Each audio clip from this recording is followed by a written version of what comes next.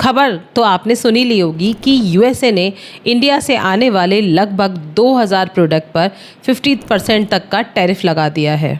और इसका असर सिर्फ सरकार या कंपनीज पर नहीं, आपके स्टॉक, म्यूचुअल फंड और अदर इन्वेस्टमेंट पर भी होने वाला है। और अगर आप अपने फ्यूचर को लेके सीरियस हैं तो इस वीडियो को एंड तक देखिए, क्योंकि इस वीडियो में मैं आसान शब्दों में समझाऊंगी कि ये टैरिफ है क्या और कौन से सेक्टर में सबसे ज़्यादा मार पड़ेगी और आप अपने पोर्टफोलियो को कैसे सेफ रख सकते हैं।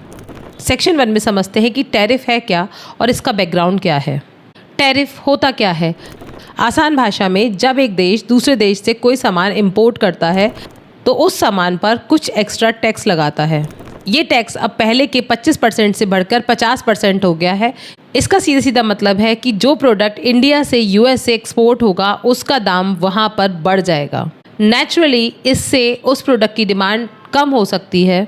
रिपोर्ट्स के अकॉर्डिंग इसमें सीधा सीधा $87 बिलियन का एक्सपोर्ट रिस्क में है और ये एक मैसिव फिगर है। सेक्शन 2 में हम बात करेंगे कि सीधा सीधा किन सेक्टर्स पे सबसे ज़्यादा इम्पैक्ट होगा। ये टैरिफ्स उनको इम्पैक्ट करेंगे जो डायरेक्टली यूएसए को एक्सपोर्ट करते हैं। चलिए समझने के लिए मैं आपको कुछ स्पेसिफिक एग्जांपल्स देती हूँ। नंबर 1 है टेक्सटाइल एंड गारमेंट्स। टैरिफ है 60%। इंडिया हर साल यूएसए को 87,500 करोड़ रुपए का गारमेंट एक्सपोर्ट करती है, जो कि इंडिया के टेक्सटाइल एक्सपोर्ट का सीधा सीधा 30% है। इससे हमारे रेडीमेड कपड़े सीधा सीधा कॉस्टली हो जाएंगे और ये किसी भी कंपनी के लिए बहुत बड़ा झटका हो सकता है, जैसे कि Gokuldas Industry, Pearl Global, Indo Count countries, KPR Mills और अरविंद फैशंस। नंबर 2 है जेम्स एंड ज्वेलरी। टैरिफ है 52% और सबसे ज्यादा इफेक्ट डायमंड एक्सपोर्ट पे पड़ेगा, क्योंकि यूएसए हमारा सबसे बड़ा मार्केट है, लगभग 85,000 करोड़ रुपीस का। अफेक्टेड कंपनीज रहेंगी राजेश एक्सपोर्ट, टाइटन कंपनी और वैभव ग्लोबल। नंबर 3 है ऑटो कंपनी। इंडिया से यूएस हर साल लगभग 64,000 करोड़ के ऑटो पार्ट्स जाते हैं। अब वहाँ के मैन्युफैक्चरर के लिए हमारे ऑटो पार्ट्स महंगे हो जाएंगे। इससे Sona, BLW, precision forgings, Bharat Forge, Minda corporations जैसी कंपनीज पर सीधा सीधा असर पड़ेगा। नंबर 4 है फुटवेयर एंड लेदर गुड्स। ये भी हाई वैल्यू एक्सपोर्ट है, लगभग 10,300 करोड़ रुपए का। जब अमेरिका में इन्फ्लेशन का प्रेशर है तो वहाँ के कंज्यूमर्स के लिए महंगे इंपोर्टेड शूज़ खरीदना मुश्किल हो जाएगा। अफेक्ट होंगी कंपनी लाइक मियाजा इंटरनेशनल। और इकोनॉमिक टाइम की एक न्यूज़ के हिसाब से अगर यही स्थिति साल भर रहती है तो इंडिया की जीडीपी ग्रोथ 30 से 80 बेसिक पॉइंट तक गिर सकती है। सेक्शन 3 में हम बात करेंगे रुपीज़ और इन्वेस्टर्स के सेंटिमेंट्स के बारे में।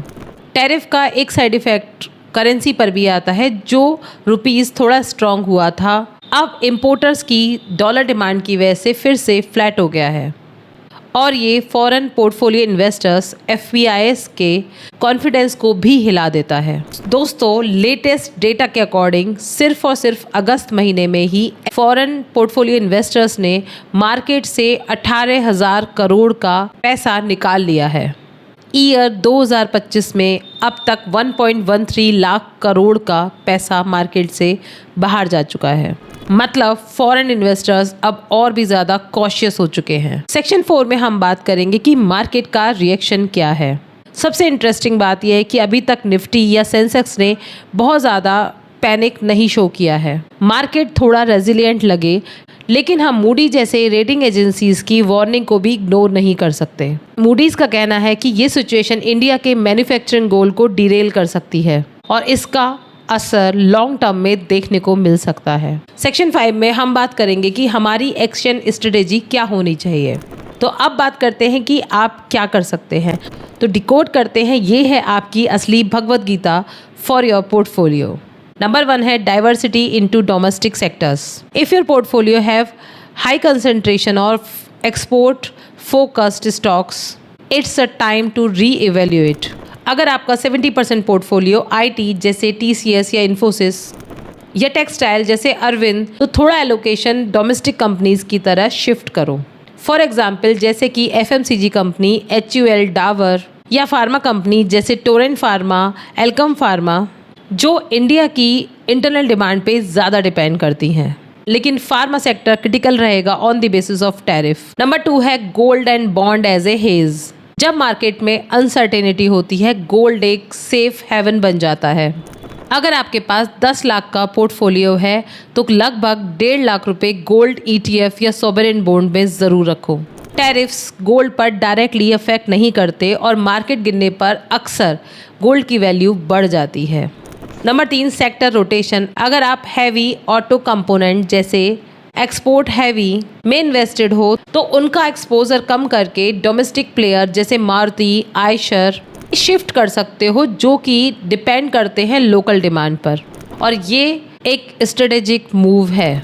नंबर 4 है अपनी SIP कंटिन्यू रखो। जब मार्केट गिरता है तो घबराने का नहीं, खुश होने का टाइम है, क्योंकि उतने ही अमाउंट पे आप ज़्यादा यूनिट्स खरीद सकते हो। लॉन्ग टर्म में ये आपकी एवरेज कॉस्ट को कम करता है और जब मार्केट रिकवर करता है तो ये आपको प्रॉफिट भी देता है। 12% की रिटर्न पर 10 साल के लिए अगर आप 5,000 रुपये पर मंथ की SIP करते हैं तो ये लगभग आपको 11.5 लाख रुपए देता है। नंबर 5 है मॉनिटर करो गवर्नमेंट के मूव्स को। सरकार अब MSME को सपोर्ट करने के लिए 4,000 करोड़ का क्रेडिट गारंटी प्लान ला रही है।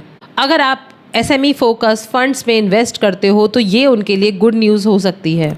तो आपको क्या करना है, ऐसी न्यूज़ पर हर टाइम अपनी नज़र रखनी है। तो दोस्तों, अभी तक समझ में ये आ रहा है कि टैरिफ का असर शॉर्ट टर्म में थोड़ा नेगेटिव हो सकता है, लेकिन लॉन्ग टर्म इन्वेस्टर के लिए ये एक अपॉर्चुनिटी भी हो सकती है। मुझे लगता है कि ये सारी जानकारी आपको आपके पोर्टफोलियो के डिसीजन लेने में ज़रूर हेल्प करेंगी। और कमेंट करके बताइए कि आप अपने पोर्टफोलियो में क्या क्या चेंजेस करेंगे।